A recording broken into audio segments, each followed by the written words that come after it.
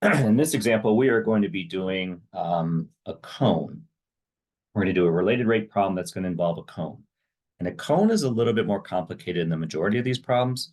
And we'll kind of talk where there's a sticky point on this and how do we solve it. And it pretty much has a similar solution every single time.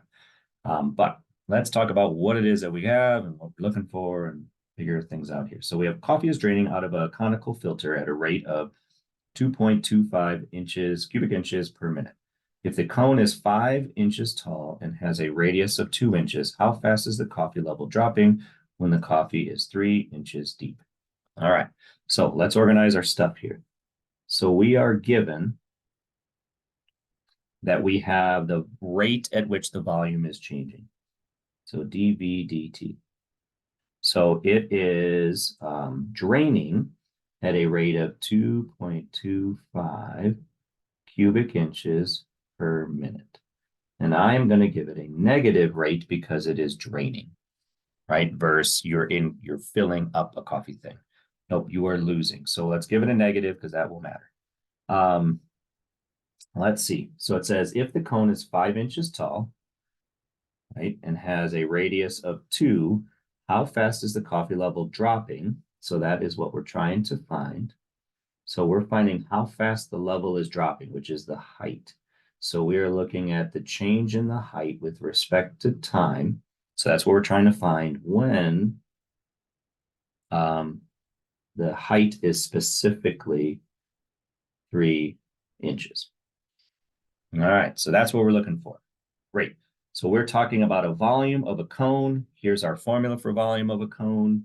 And so our volume equals 1/3 pi r squared h. And we're looking to do the derivative of that. Here's the problem. If we do the derivative here, we are going to do and get a dv dt, which is great. But here we have a product rule. And so if we were to do the derivative in this form, we would get a dr dt, and we would get, because we would have a product between the two, we'd be doing the derivative with respect to r, and at some point the derivative with respect to h. So we'd also get a dh dt. Well, dh dt is good because that's what we're looking for. But we don't have dr dt, and we're really not going to find dr dt. So this is the problem, that we do not know it.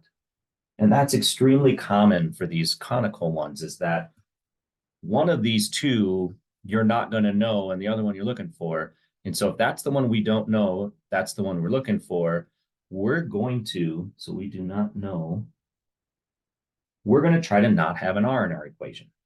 So that means we are going to sub r with h.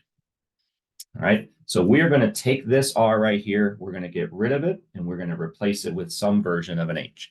Well, how do we do that? It actually goes over to here, that when you have this, you actually have this triangle associated with it, right? This kind of slice of it. And we know that the whole thing is 5, and we know the radius is 2. So we actually have a proportion right there, that we have a 2:5 ratio between the radius and the height. And everywhere on this, so if we drop this down, it still has a 2:5 ratio between the radius and the height. So if we cross multiply this, we'll get a 5r equals 2h. And what we can do is we want to sub r with h, which means we're going to solve for r right here. So we're going to divide the 5 over. And so r is going to be 2/5 h. So it depends on what you're looking for. If you were given a radius and trying to find the dr dt, then we don't want an h in there. So then we would have solved for h rather than solving for r, right? So we're going to replace that r with a 2/5 h, and then we're going to square it. So instead of doing the derivative here, let's do one step of a sub. And then that's going to be a 2/5 h squared times h. So Let's clean that up before we do our derivative. So if we clean that up, we're looking at a third pi, that's 4/25. And then that's going to be h squared times h, so that's actually h cubed. And then if we do one last little cleanup, and then we can do our derivative. If we put that fraction together, we're looking at 4/75 pi h cubed. So that is an equivalent formula of that based on the information that we have. Now we're ready to do our derivative with respect to time. So if we do derivative of v, that's going to be dv dt, which is that value. So we're going to sub that in. And then if I bring the 3 down, we're going to get 12/75 pi h squared dh dt. And then 12/75, we can take a 3 out of both of those. So our dv, wait a minute, we know what that value is. Let's sub it in. We know that that is a negative 2.25 equals, we can take a 3 out of both of those, so 4/25, 4/25 pi. Our h value is a very particular moment in time of 3 that we're going to square. And then we're looking for dh dt. Whew, getting there. All right, so that is a 9. We're going to give a negative 2.25 equals 9 times 4 is 36/25 pi times dh dt. And we're going to multiply that over to the other, or we're going to divide that over to the other side.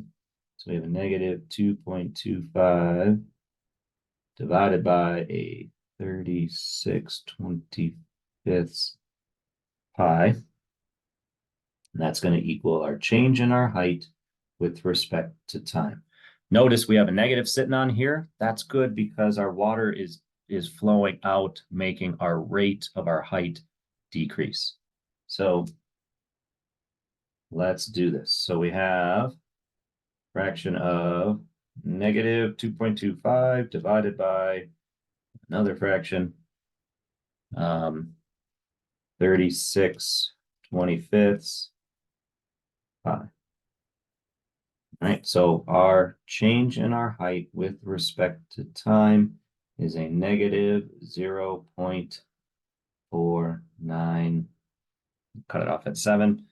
And this is inches per minute.